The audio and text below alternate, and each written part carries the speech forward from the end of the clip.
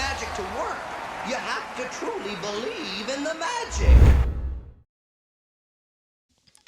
Hey Magic fans, I'm Mikey and I'm your host for this week's episode of Let's Talk Magic, an Orlando Magic podcast. We're recording this on Friday the 3rd of November 2023. On today's episode, we're going to be recapping the Orlando Magic's 4-game West Coast road trip, diving into some numbers and trends that we've seen from the opening weeks of the season, and we're going to look ahead to this week's games against the Lakers, Mavericks and the Hawks. We'll also be joined by a special guest a little later in this episode. If you'd like to skip ahead to your favourite part of the show, check the show notes for timestamps.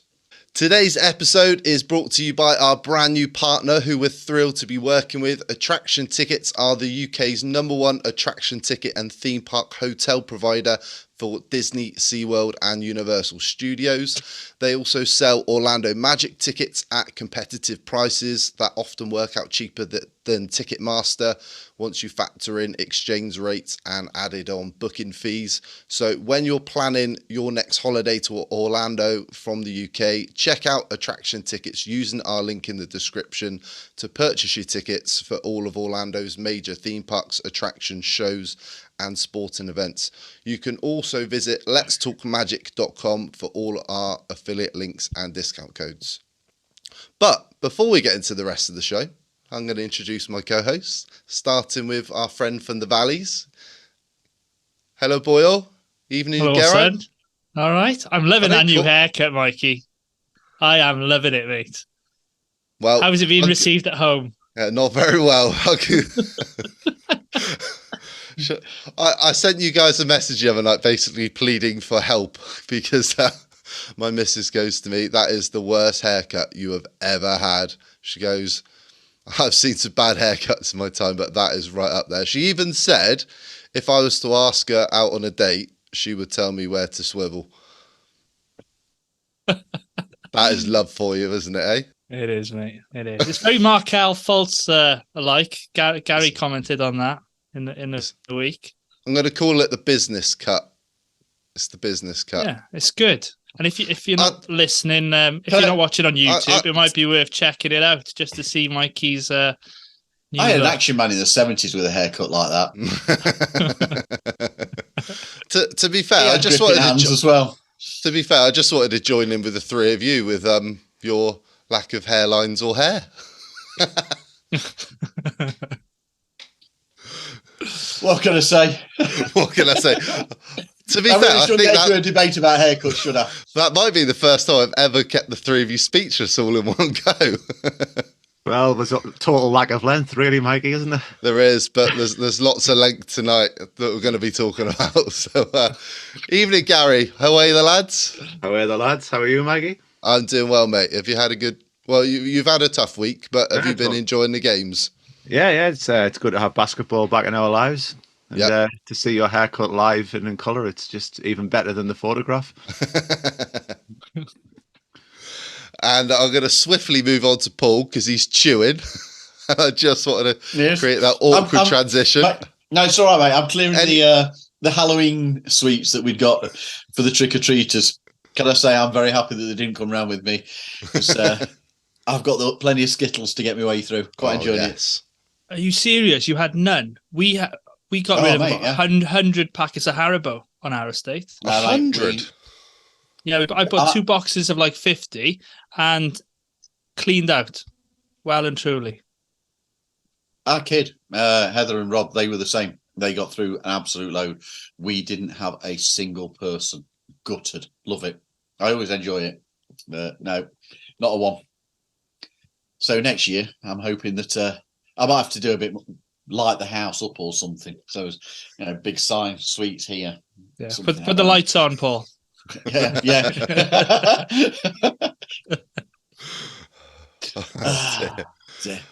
There we go. So before we can continue, we'd like to give a shout out to our patrons, as we do every week, who help support Let's Talk Magic.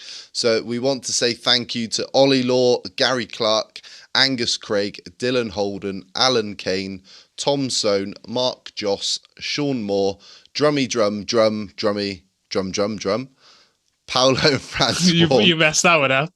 Oh, I know. Drum.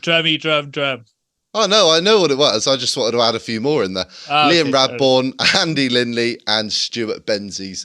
And thank you to everyone who supports our show. If you're interested in joining our Patreon, we have 3 tiers available with a number of benefits, starting with the O'Neill tier at £2 a month, which gives you access to our Discord channel. We've got the Anderson tier at £5 a month, which gives you 1 entry into our prize draw every month, including a few other benefits as well. And our top tier, the McGrady tier, at £10 a month, which includes 2 prize draw entries and a chance to be a guest on a future episode of the podcast, plus a fan profile on the website letstalkmagic.com. If you want to join a Patreon, visit patreon.com/letstalkmagic to join today. And that leads us on nicely as we welcome on a special guest, Tom Sone, who is one of our Patreon members and also our October Patreon winner with our giveaway of an Orlando Magic jersey. Tom joined us, was it back in July, chaps, for our first UK meetup when we had a few beers and a curry. Tom, welcome to Let's Talk Magic. How are you and how happy are you with the team's start to the season? Yeah, I'm good, thanks. Well, 3-2, you would have taken that before the season started, especially after the West Coast road trip. I'd say it's been fairly balanced, to be fair. It's a bit of a clunky offence so far, but you can expect that at the start of the season. But the defensive side has been pretty good to start, I'd say. Yeah, absolutely. So before we continue, can you tell our listeners a bit about you and how you became a Magic fan? It's probably quite a common thing. I became a Magic fan going on holiday with the family to Orlando. 2007 it was. My dad bought basketball tickets. We went along. First game I think was the Pistons at home. We lost, but had a great time. Went again, saw the Knicks. We lost again, but I still got hooked on basketball. So it was great. Awesome. Who's your But you got banned then. Turned up twice and we lost twice. Well, it doesn't really stop there, the losing at home. I went 2009. I went to New York for my 18th, and we won in Madison Square Garden in 2009. But I think I was 10 home games losing on the trot. Wow! Until this year in February, and I went to 4 games. We lost the first 3, and then it was that Miami overtime game where we were up by about 15 or 16. And they brought it back to overtime. And I'm just thinking, I'm never going to be allowed in this building again if we still end up losing this one. But thankfully, we got it. Tom, and you go in February when I'm there as well. Yeah. Oh, no. Yeah. Sorry, rescheduling, G. Man, you're a jinx. Oh, gosh. I was a jinx. 4-1 last year. So hopefully we start a winning streak with you now, Tom. Let's hope so. Out of interest, so Tom lost on, well, not just your first game, but quite a few on your first game. Yeah. But your first game they lost. My first game they lost to the Sixers back in 2002. Paul? Yeah. Washington and OKC. And then they broke it by beating the Lakers, Raptors, and the Utah Jazz. So I was 3 out of 5 to start with. Gary? G? Yeah. 2002 lost to the Spurs in the first game. 2001 Sonics lost in double overtime. You couldn't make it up, could you? But then the second time I went, though, they won in the playoffs against the Toronto Raptors in Game 5 to advance. So that was good. Yeah. Wow. If you were going to lose to a team in 2002, it might as well be the Spurs, let's be honest. Yeah, it was. Yeah. What does that say for us as Magic fans? You go to your first game and watch them lose. You're like, yeah, that's the team for me. Glutton for punishment. Wow. Well, anyone who's got a job interview coming up and they say, can you tell us how you've demonstrated resilience in your adult life? Become an Orlando Magic fan. Let me say the name Hennigan to you. We'll go from there. Right, let's dive into some Magic news. So I started my prep on Thursday evening, and we only had one piece of Magic news to really talk about. That was until we played the Utah Jazz last night. Unfortunately, we've got some Magic news to talk about. First of all, were Markelle Fultz, who missed Thursday's game with knee soreness and didn't play. Gary Harris, who started the game in place of Markelle Fultz, didn't play the second half with a groin injury. And the biggest concern of all is that Wendell Carter Jr. has a fracture in his third metacarpal in his left hand, an injury that he basically got in the last couple of plays of the game, which we'll talk about shortly. There's no update on whether he'll miss time or how much, but it happened on a huge inbound play right at the end of the Jazz game, which actually helped us win the game, but with some consequences as well. All three players will be re-evaluated when they land back in Orlando. If Wendell does miss some significant time, I want to know, guys, how do you see the Magic replacing Wendell's minutes? Will we see Mo Wagner start and Batadze as the backup? Do you think Paolo will play at the 5? Can we see J.I. start? Tom, what do you think? I honestly think J.I. could actually play a lot of the 5, and Paolo as well. I mean, we saw him do it in the World Cup this summer. But it could, the rotations in a way could maybe free up minutes for maybe Jet Howard to get some minutes in. Maybe if you push Paolo forward a bit more, you could then push Franz up to the 4 and maybe slot Jet Howard in at 3. Maybe get him some minutes. Yeah. Do you like that idea, Paul? Right, I definitely agree that I can see a bit of time opening up for potentially Jet or Chuma.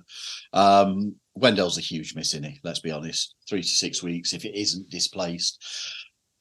I think to start with, we're going to see potentially Mo Wagner come in. I think that Mo's more likely to get the starting minutes at this moment in time because of the experience of doing it last season when Wendell went down.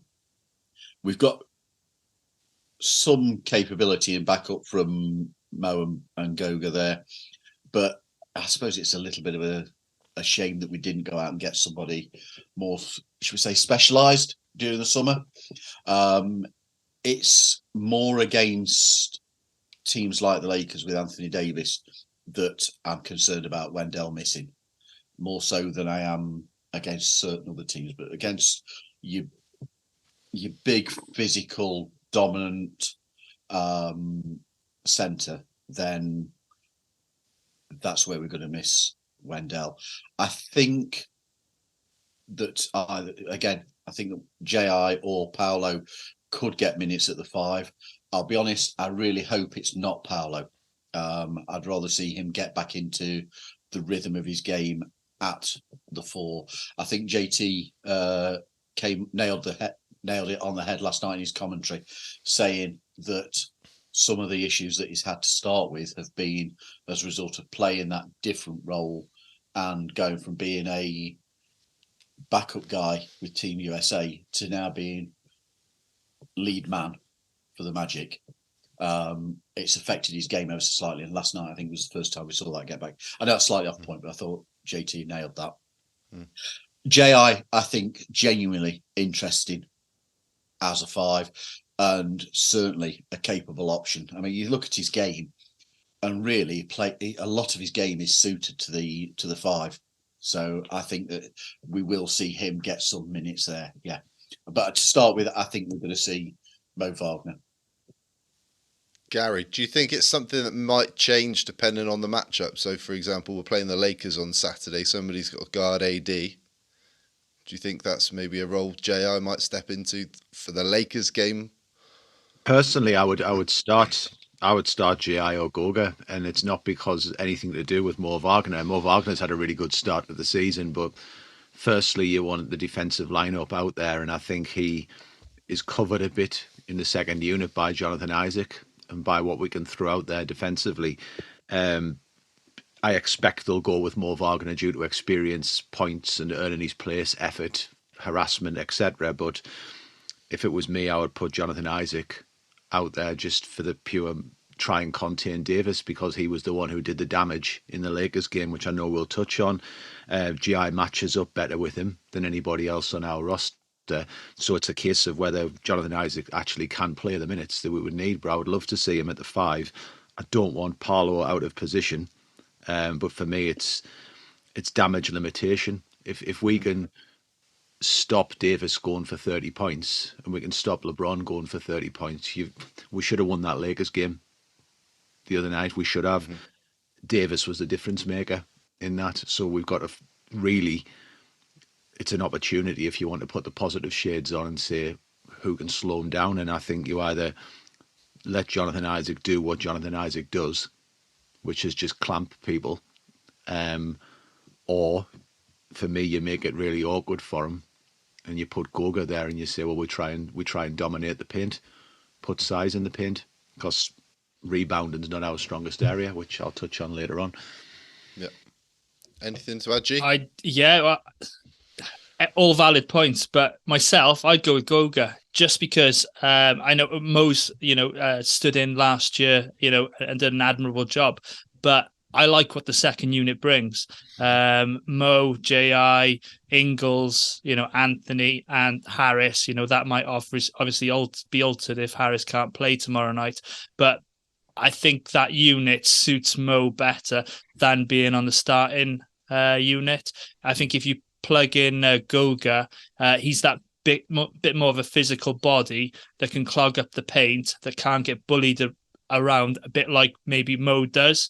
Obviously, the offense is going to run through Franz, through Paolo. So all Goga's got to do is set your picks, go after rebounds. You don't have to rely on his offense at all. So he's only just plugging the gap, really.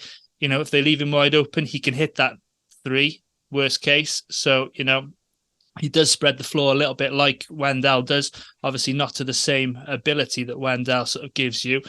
So for me, I don't alter the second unit because they've been playing very well.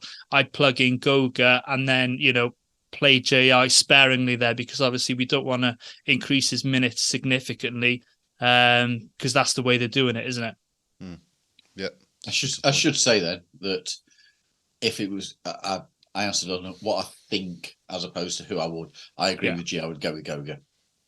If it was my choice, for the same reason, I would agree with you there, G. Yeah. Yep. Good points. We will see what happens. The only other news worth mentioning this week is the NBA unveiled each team's court for the in-season tournament games. Orlando's 2 games against the Raptors on the 22nd of November and the Celtics on the 24th of November. The Magic will play on a grey court featuring a dark navy blue stripe across the length of the court. The Orlando font at either end of the court that's on this season's City Edition jerseys. The word Magic in the same font at centre court with the star in the middle and the in-season tournament trophy behind it, something all 30 teams will have.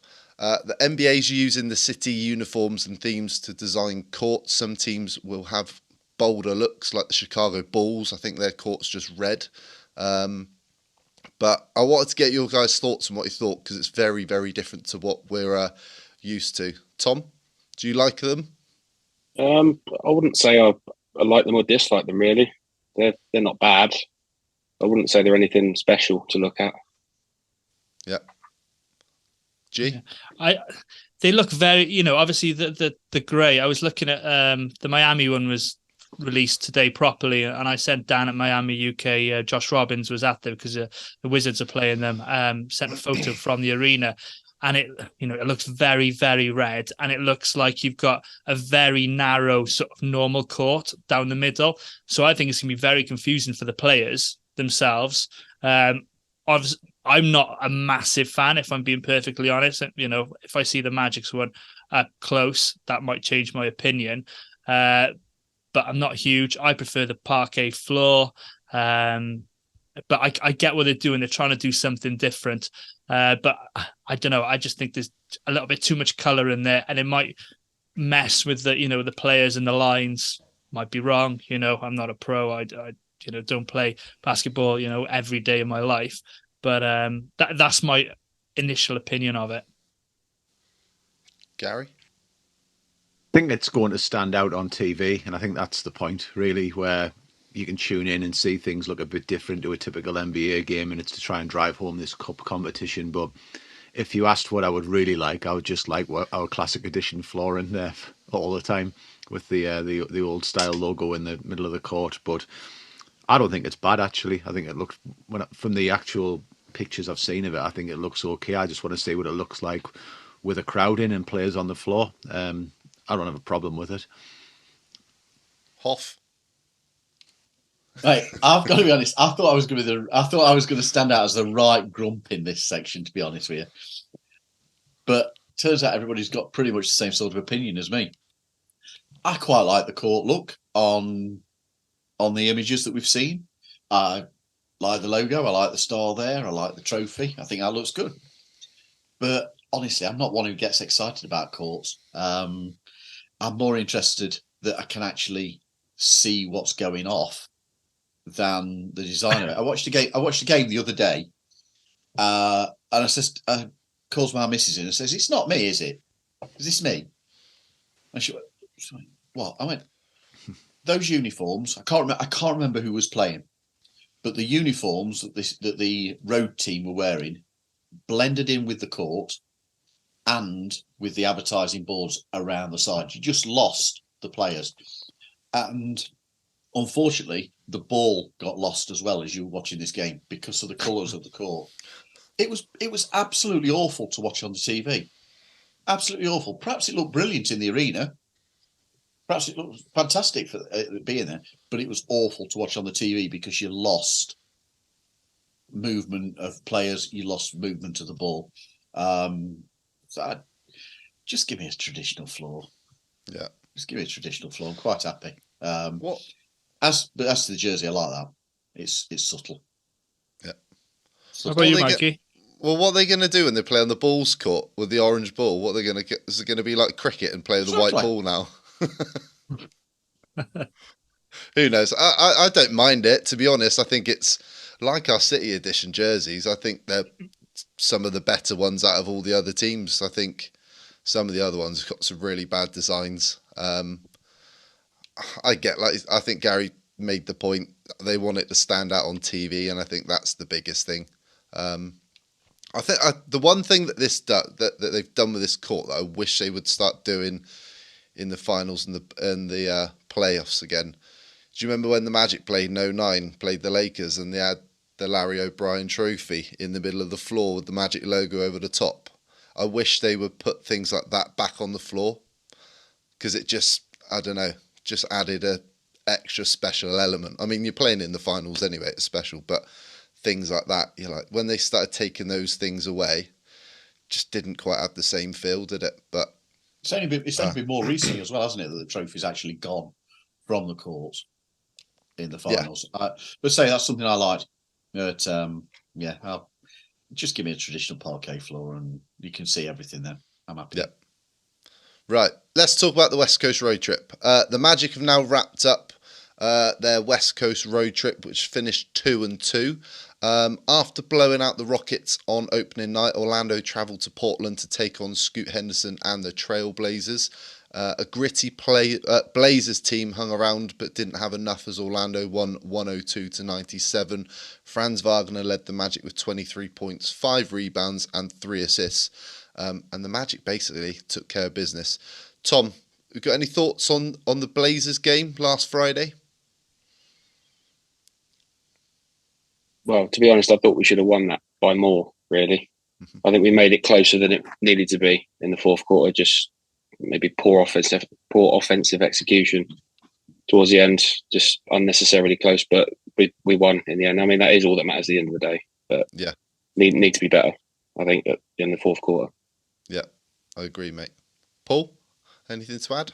Mate, it was hard fought, wasn't it? It was a hard fought game. As Tom's just said, that final quarter, they came back from 13 down to within 5. I think the thing that pleased me about it was that that was one of those games where previously we could have collapsed. We could have easily lost that one, but we actually showed some composure and maturity to hold out for the win. I agree with Tom in that was a game that we should have won by considerably more. You take 32 free throws and hit only 65% of them. Hit the rest of those shots, or a good percentage more of those shots, and that's a comfortable win. I think the thing that stood out more than anything else in that game was the physicality and intensity of our defence. That the effort was immense. You've already mentioned Franz led us. Mo Wagner, 8 of 8 for 17 points. That was a good performance he put in. We kept the rotation to 10 players. And I think the interesting thing about that was that we didn't see... I think that's the one where we hardly saw Markel in the second half. Mm-hmm. And it was the other one. I can't remember who else was not playing. But he trusted. We had Cole play the entire final quarter. We saw Mo Wagner play all but 90 seconds of it. And we had some strong stats. Plenty of rebounding was good. 22 assists, always nice. 10 steals. And turnovers were far less than we have seen previously. And the other stat, defensive-wise, we held them to 38 points in the paint. And as I said before, when you consider last season's average was a shade over 50 points per game in the paint, shows how good the defence was of that area. Yep, absolutely. So after the Blazers game, the Magic travelled to LA for a back-to-back against the Lakers and Clippers.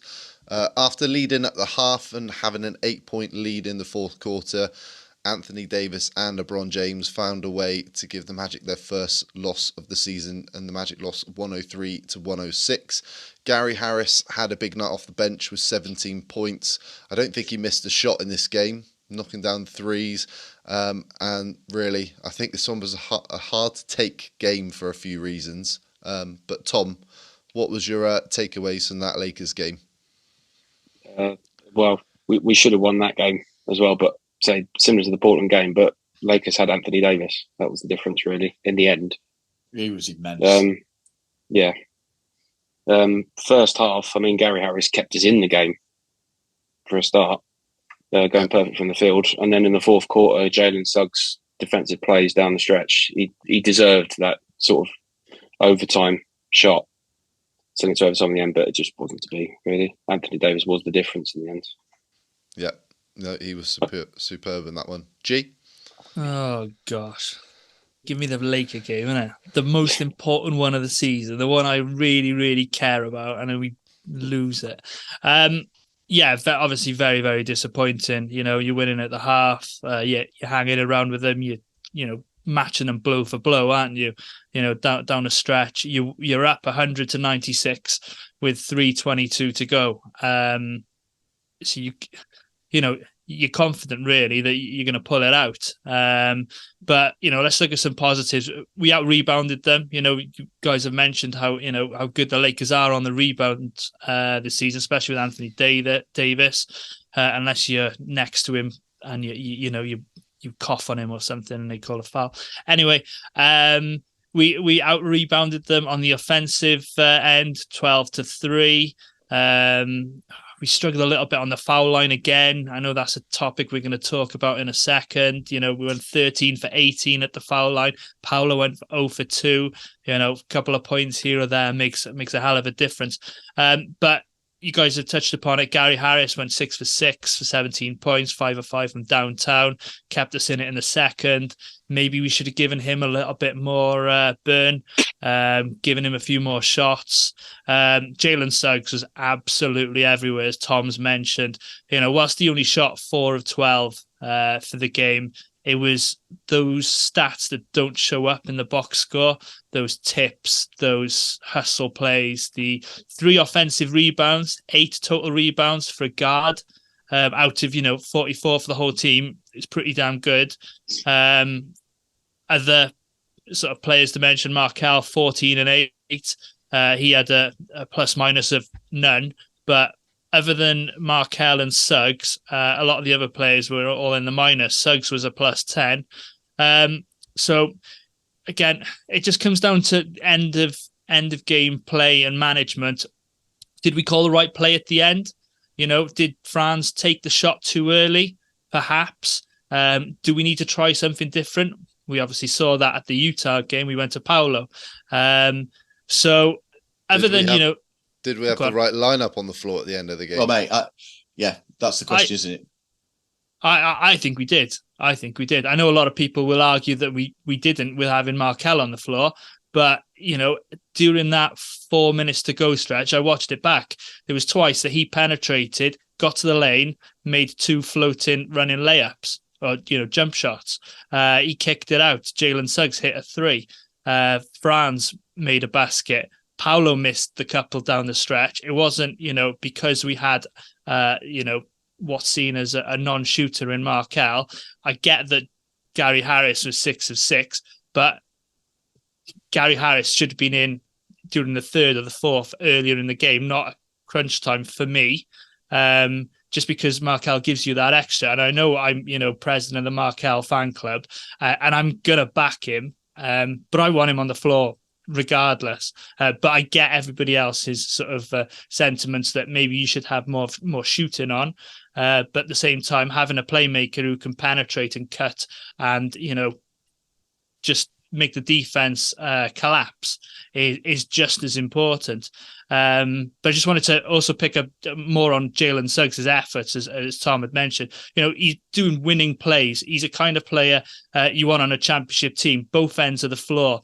I mentioned the rebounds. He could have had a couple more assists, whilst his shooting wasn't great.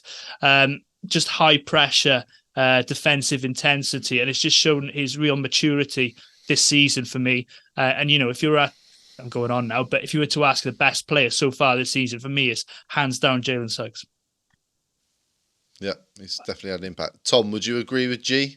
Do you think they had the right lineup in that Lakers game down the stretch?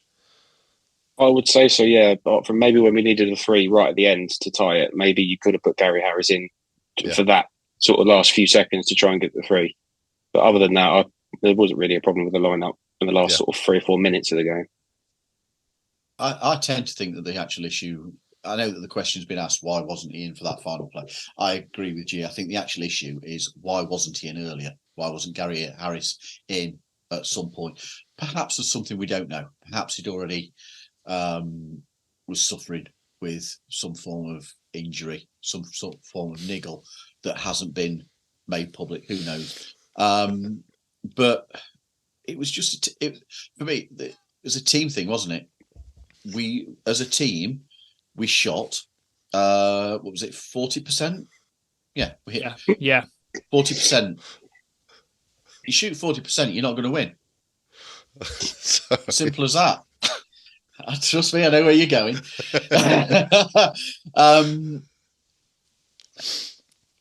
Gee, the one thing I'm surprised at, you've not really touched on officiating. Well, I mentioned it was better than last year, but you didn't say anything about the Anthony Davis headlock wrestling move. Oh, the Wagner headlock in the first half. Jump ball, mate. Yeah. Oh, I know. Obviously, if it's the other way around, if Wagner's doing that to Davis, it's a foul every day. I'm not going to get too caught up, but I think we've got enough players to get ourselves, wins, and hopefully the officiating will take care of itself this season. But obviously there was a couple of plays. There was also Davis at the end. Was it that rebound? Tripped himself up. Yeah, that's the one. That's the one. Have a look at that, and and it's one possession game, and that makes all the difference. You could easily get the W there. I mean, none of us are saying that that's the reason we lost. No, absolutely. The reason we lost is the 40% shooting. Mm-hmm. That's the reason we lost. Yes. Yeah, I can't believe we're 5 games in and we've not had one message in our WhatsApp group yet about refereeing calls from Geraint yet, but there we go. After the disappointing loss to the Lakers, Orlando had a chance to still walk out of LA with a dub. The first quarter against the Clippers was pretty ugly for both teams. The Clippers were held to just 18% from the field. The Magic led by 3 at the half and then basically were destroyed in the second half, eventually losing 102 to 118. Despite the L, we saw some signs Gary, that Paolo was starting to find his groove? He was starting to find a little bit of rhythm again in this game? Yeah, it was an interesting watch because you could either look at the game itself and say it started off and it was rotten and then just got worse. So you could look at it and say defensively in the first quarter, it was like, here's an old reference for you, Mike Fratello's dream sequence, because it was like watching a 0-0 draw in basketball. That's where it was. That's where it was seemed to be heading. It was so dire, wasn't it? Oh, it was awful. But then, if you looked at it credit wise, first of all, you know, Paolo's play was actually improving. He's gone 5 of 13 in that game. I would say his defensive side of the game's actually been stronger and carried over from the FIBA tournament into the season. So it hasn't been like Paolo's had a nightmare start. He just hasn't put up the points that we're accustomed to from what Paolo can do. But yeah, there was signs that he was coming back to life. And how many teams this season are going to come away from a game? And the Clippers are good. Like, I know they were short-handed, but the trade they've just pulled off now, if they stay healthy and you think of Westbrook, Harden, Paul George, Kawhi and Zubac as your starting five, there's not many teams got running a better starting five than that. But how many teams at the end of the season are going to say they held Kawhi Leonard to 3 of 11 shooting? Not many. So that's the positive side. And I think you looked at it, and for me, when we were missing both teams were missing shots and such, I was kind of like, well, you've got two defensively strong teams here and we're matching them with that type of hustle and energy. But going into half time, I think I said this to Paul, my feel was the game was close. We'd had that opening half where we'd played such, held Kawhi and Paul George to quiet games.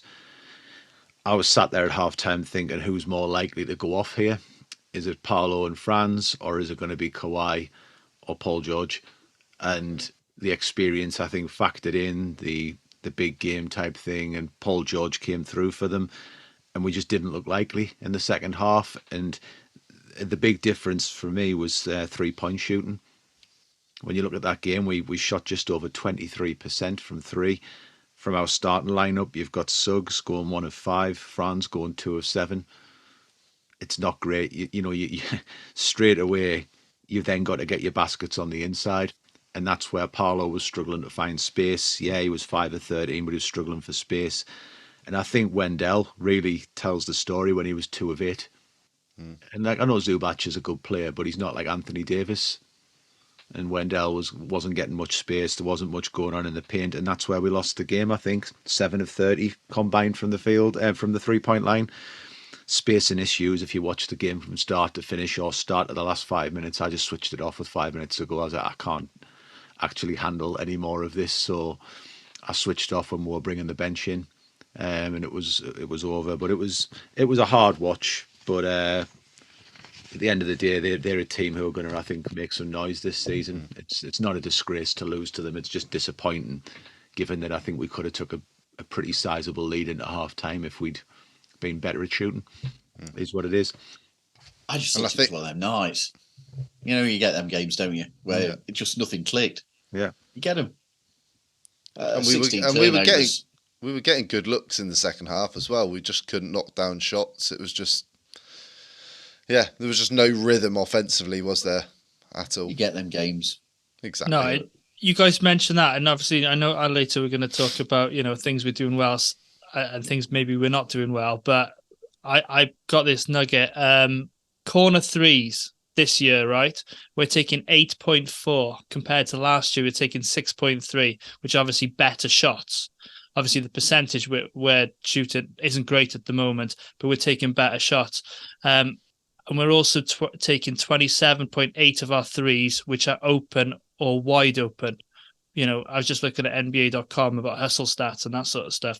Whereas last year we were taking 15.8. So I think the ball movement is better. Just need to make those shots, really, don't we? Yeah. It'll come back up. That was one of my stats I had for later on, G. Oh, was this? Sorry, mate. It's all right. I've got 5 of them, so it's all right. It's not a problem, just in case. But that stat deep dive, innit? Deep dive. That stat that Gary was on about with Paul George and Kawhi, the stat was Kawhi Leonard, Paul George, and Russell Westbrook at one point in the first half, we'd held them to 3 of 24 shots. I think those 3 players combined you were doing something right. Yeah, I agree, mate. And the Magic wrapped up the road trip last night with a 115-113 win over the Utah Jazz. The Magic found themselves down as many as 10 in the first half before turning it up defensively and built a 14-point lead in the second half. But the Magic blew a 7-point lead with 2 minutes to go. Larry Markkinen, I can't even say it. Larry Markkinen, Wow. There you go. Hit 2 big threes. It's because I've been awake since 2:30 this morning. That's why.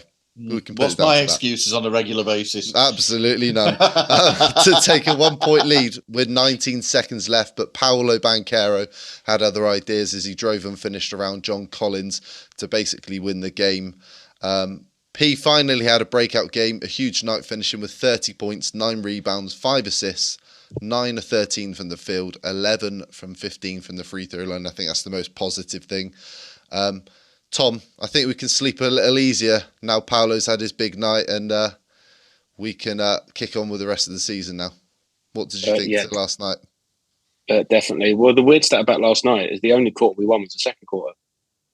Yeah. We lost the first, the third, and the fourth, but we still ended up winning. So it kind of comes down again to that fourth quarter. Like you say, we had a 7-point lead with not very long to go, and we just can't just pull away just to make it a comfortable finish. It has to come down to close. But I mean, you got to give the special shout out. I mean, Paolo scored 30, but Anthony Black, I mean, it's his first meaningful minutes in an NBA game, and he plays like that. It's perfect from the field, as that and one play. Yeah. As well, over his back, and his defensive plays as well. I think he had a couple of steals and a block off the top of my head, but he was fantastic. Yeah. I don't know if you've seen this. Anthony Black, in just 15 minutes against the Jazz, had 9 points, 3 rebounds, 2 steals, 1 assist, 100% from the field. He's the only ever teenager to record this stat line or better in 15 minutes or less. There you go. I saw that today. Pretty impressive. Guys, anything to add on last night's game? It was G's heart rate's finally come down, I think. Oh my God, that was so traumatic, wasn't it? It really was. When Markkinen hit that 3 to put them up with 12 seconds to go, you're like, this could not be happening. But, luckily, Paolo Banchero, had to stick one to Andy Larson of the Salt Lake Tribune, and Walker Kessler, for, voting for Walker Kessler for Rookie of the Year. So we'd like to thank Andy Larson for the motivation and the W. So shout out to him. Just out of interest, how many blocks did Walker Kessler have last night? At one point he had 5. I don't know what he finished with. I don't know what he finished with. Didn't see what he finished with. I think he had 5 at half time, but I don't know what he finished with. Hang on, I'll find out now. As Paul alluded to in our pre-game preview yesterday, they were, what, Paul, was it like? They were about 26th in the league for blocks this season. They were really low down. Which is insane. Mad when you think how good he is as a shot blocker.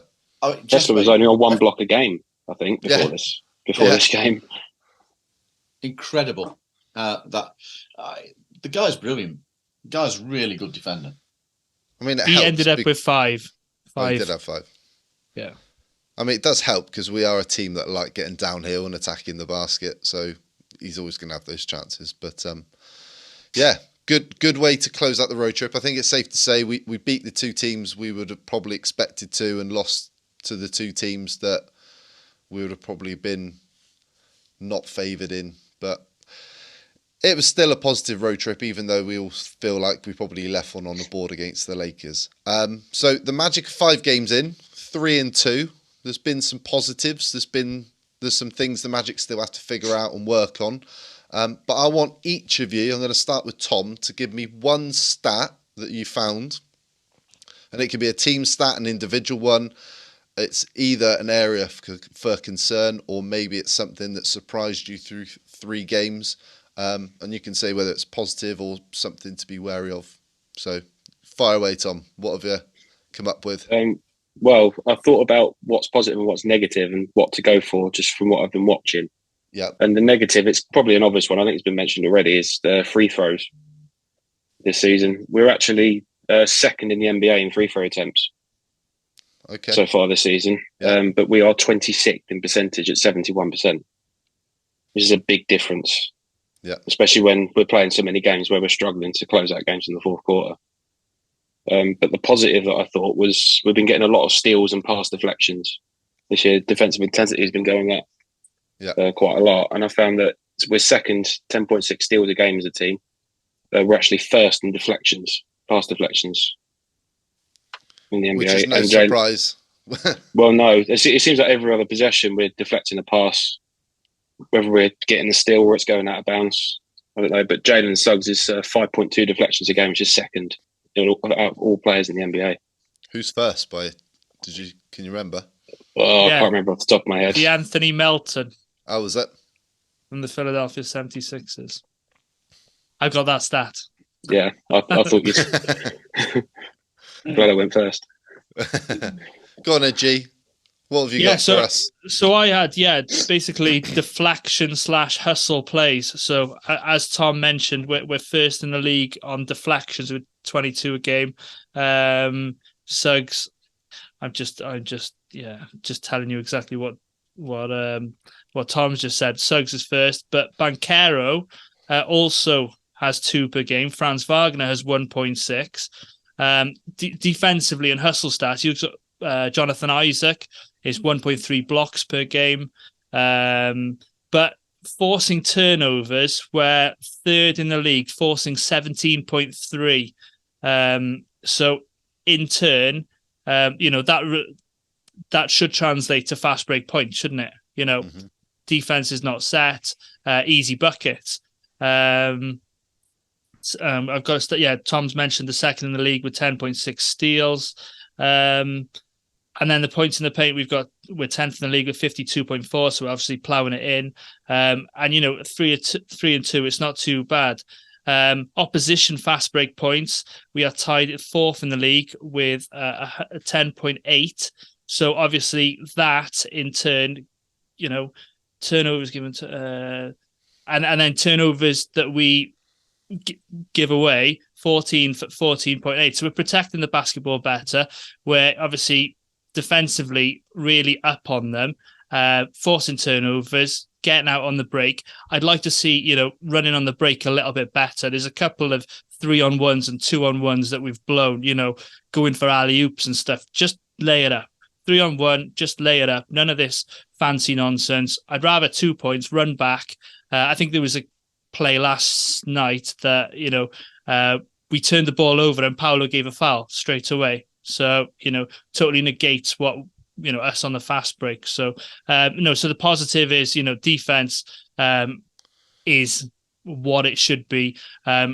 Mosley said he wants to be top 10. I think we're top 3 at the moment, just behind the New York Knicks, obviously coached by Tom Thibodeau, and the Minnesota Timberwolves, who've got Rudy Gobert. So, it's trending in the right direction. Yeah. Mo's actually said top 5. If you've watched the Magic All Access on YouTube this week, there's some behind scenes stuff. But there's definitely some nice trending stats defensively. He's moved it up then, has he? Because originally he said top 10, and it was Jalen. Top 10 he said originally, 5, So now he's gone for the top 5. Interesting. Yeah. Paul, what have you got? Right, I've gone with free throws. Simply because I'm going to see it as both a negative and a positive. There's no point being down about it, because first of all, let's go for the positive side of things. We've shot 145 free throws in 5 games. It's 29 a game. So at some point, that means we're now getting the calls.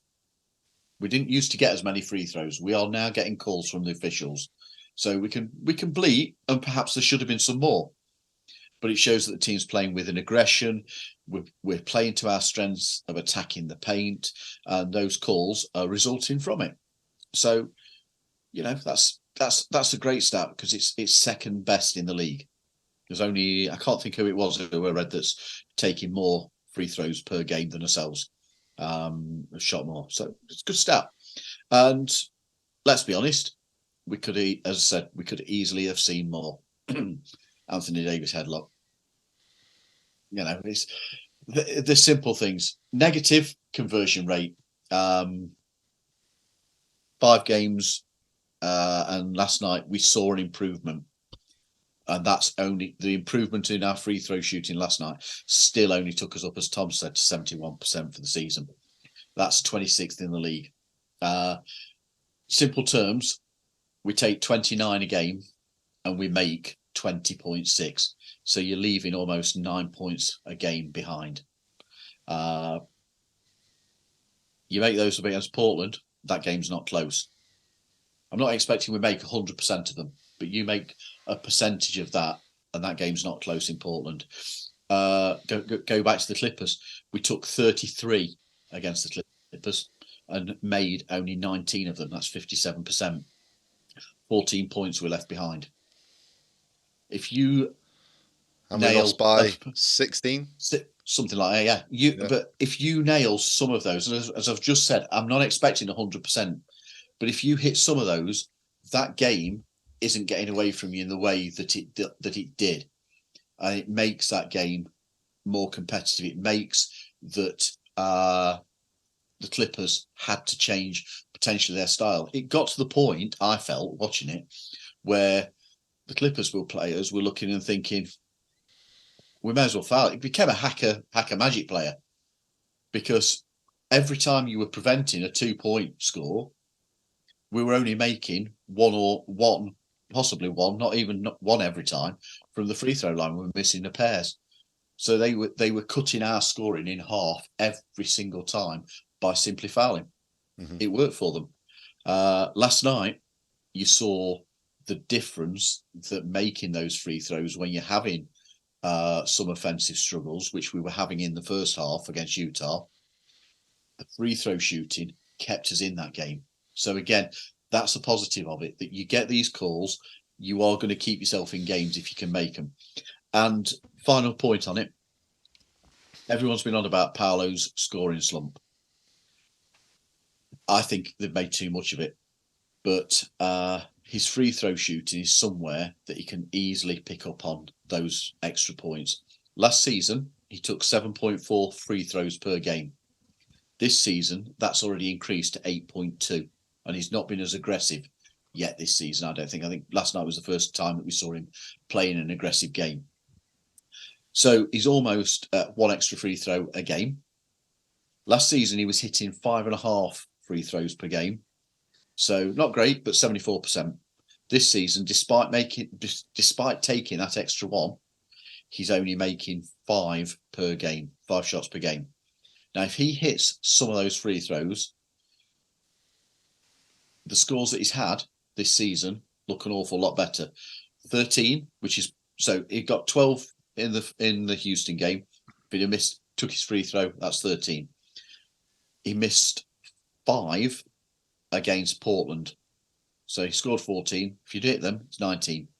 He missed 2 against the Lakers, takes him into double digits. He missed 4 against the Clippers, and he missed 4 last night as well. The simple points that he can pick up on. But it shows that he is still playing with some aggression. Don't overthink it, people. Yeah. The Bucks are leading the league in free throw attempts, Paul. Yeah, that's and then you've got the Sixers in third and the Lakers in fourth. So you're in good company with, teams there, who are quite high up the standings normally. Yeah. Talking about Paolo's aggressiveness, I think there was one really good thing that JT brought up on the Bally Sports broadcast last night was, I think he's trying to transition back from being a role player with Team USA to being the guy for Orlando, and I think we're just starting to see that ramp up. Earlier. Yeah. So he nailed that. Good. He was absolutely correct. He was spot on. Gary, what have we got then? I looked at rebounding. I'm not as big a stat cat as some of you are. Some of you are like really great with your stats. I'm just like, oh, there's a stat sheet. Great. Think more about the eyesight and test. But I think for us, we've got to be a better rebounding team than we are. And with the 5 games we've played in this season, only once has a Magic player got into double figures with rebounds. And that was Wendell with 10 last night. And then look what happened. So it was a costly rebound. It was an important rebound, but it's the only time a Magic player this season has managed to get double figures. And I think if we are going to be a team that's challenging for the title going forward, and we're going to be a team that's going to improve. I thought you were going to say this season. Can if you want, Mikey. Can if you want. But if we're going to challenge with this core unit, we've got to actually have players who are going to go out there and get the rebounds. We've got to have like a top-end, top-notch rebounder. Right now, Wendell leads the team with 8.6 a game over 5, which is kind of Wendell-ish numbers. But when you look at players like teams we're going to have to go through, guys like Jalen Duren are going to be double-figure rebounders. And then you're throwing in Osai Thompson and players like that as well. The Pistons are going to be an elite rebounding team.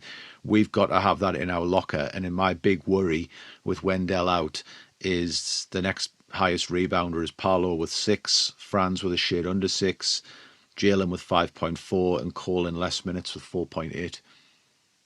So we've got a lot of rebounds to make up if we're looking at being without Wendell possibly until January, which is kind of what the medical advice would say. So it's a one where I've kind of thought the pattern hasn't been great, and we're going to have to come together as a team and find a solution of how we fill that Wendell Carter size gap. That transitions really nicely onto my stat. There you So go, Mikey. perfect. So I had a look. So the Magic are currently ranked 3rd in defensive rating this season with 103.6. According to StatMuse, the Orlando Magic all time without Wendell Carter Jr. have a defensive rating of 111.6. So that's nearly 8 points a game. Well, it's 8 points a game difference. So the Magic are tied for 8th in points in the paint this year. This season. And Paul alluded to that earlier on about, was it the Portland game where we kept them under 40 points in the paint? Like, that's an important stat for the Magic to win games this year. But overall defensively, the Magic are worse when Wendell was not playing.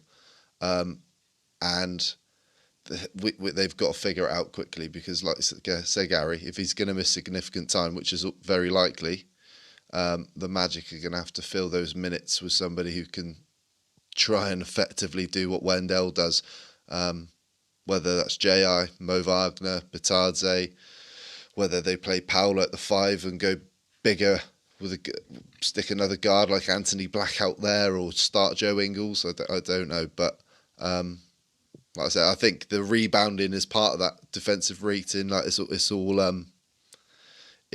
relevant, isn't it? And I think we're going to see over the next few weeks without Wendell what a big miss he is, because probably one of the most underrated players in the NBA in my eyes. You guys know I love Wendell anyway, but I think he's going to be a big miss. So there we go. Any other stats you want to throw out there before we quickly move on that you might have found? Not a stat, but we've just got to say how great Jalen Suggs has been for this team. If you want a positive, there's the positive. Jalen Suggs. Yeah, 100%. And Cole Anthony. Cole's been great. Yeah. Cole's been great. Yes. Yeah. Okay, so let's move on to the upcoming week. So we're recording our next episode on Friday, the 10th of November, so a week today. This season, we'll be recording on non-game days because it gives us a little bit more time to prepare for the episodes. Fridays are the night we all like to record, but there's going to be a few Thursdays and Saturdays, so you might see a little bit of inconsistency of days that the podcast drops, but it's going to be around a Friday, Saturday anyway. So the Magic play 3 games before next week. The Lakers on Saturday the 4th. It's the first home game back after the road trip. The Lakers are 3-2 as we record this, as the Magic look for a bounce back win after blowing that 8-point lead in the fourth quarter against them last week. Then they travel. Sorry, they don't travel yet. They've got Dallas at home. We've got another home game. Unbelievable. On Monday the 6th. They are one of only 2 teams that are unbeaten in the NBA, those and the green team from up north that we won't talk about. Dallas have beaten Wembyama and the Spurs, the Grizzlies, the Nets and the Bulls. And then the Magic fly to Mexico City to face the Atlanta Hawks, which is technically a Magic home game that they've given up on the 9th of November. As we're recording, Atlanta are also 3-2. So, predictions for the week. Let's start with Tom. I've got us going 2-1 this week. Okay. and I've gone heart over head. I want to beat the Lakers, but I think we'll lose to Dallas though. I mean, you said they're still unbeaten this season. They started really well. Might struggle there, but hopefully, I think we should beat the Hawks. So, but Mexico City is a bit of an unknown, isn't it? Because it's an international game, so it depends how each team actually adjusts to that when they're out there. But 2-1, hopefully. Gary? I'll go 1-2. Okay. I think we're going to take some time to find ourselves without Wendell. G-Dog? Oh gosh, a bit like Tom. I go with my heart. I'm going to say 2-1, and I think we'll beat the Lakers and the Mavericks, and then we'll drop into the Hawks. But you could make a case for winning any of those or losing any of those. But let's go with the positive spin. I go 2-1. Paul? I just think all three are incredibly tight, and I have got absolutely zero idea which way to go. I could easily say 2-1. I could easily say 1-2.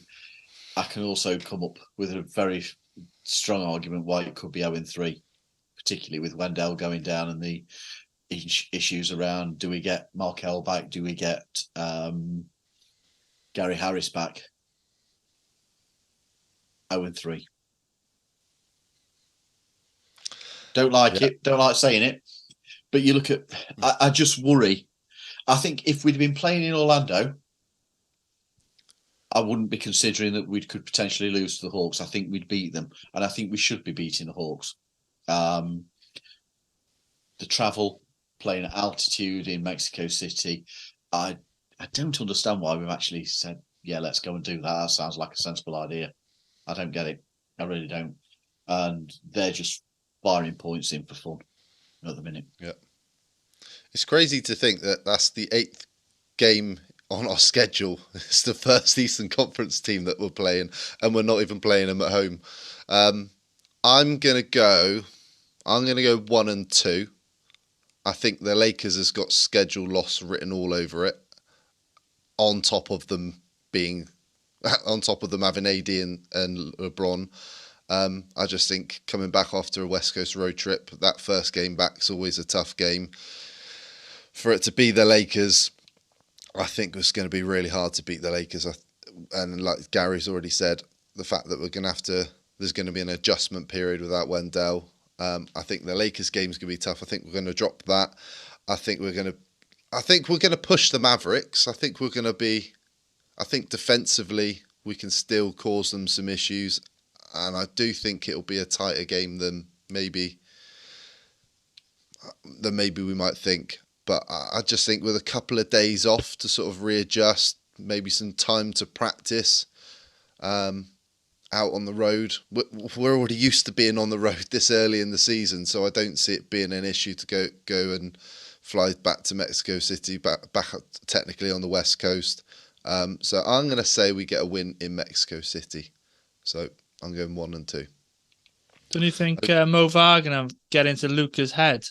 I can't wait for that. He's been very good at it before, hasn't he? He's been fantastic this season, Mo very Wagner. good at it Now, that's before. one thing we haven't mentioned tonight. Yeah. Yeah, he's played his role off the bench. He's been great. And even watching him against Utah yesterday, just clapping in front of the opponent, just winding him up. It's brilliant.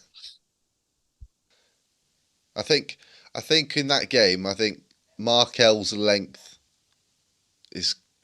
I mean, you put Markel length on Doncic. Nobody's stopping Doncic. But then if Suggs can keep Kyrie Irving quiet, then it's going to give us a chance, for sure. But there we go. That'll do it for this week. Tom, thank you for joining us, mate. Have you had a good time? Yeah, it's been great. Thanks for having me. Good man. And thank you for supporting what we do and being one of our patrons. We really appreciate it, mate. And we'd love to have you back on again at some point. So, yeah, definitely. Thank you for coming. Good man. Well, if you like this episode, please subscribe and give it a thumbs up if you're watching on YouTube, and leave us your comments or questions. We'll always try and respond to everyone. If you're listening to this episode, leave us a review and share with other Magic fans. It really helps us grow the podcast. You can like us on Facebook, follow us on Instagram, TikTok, and X at _Let's Talk Magic. So thank you for listening and watching. So from Gary, Geraint, Paul, Tom, and myself, go Magic.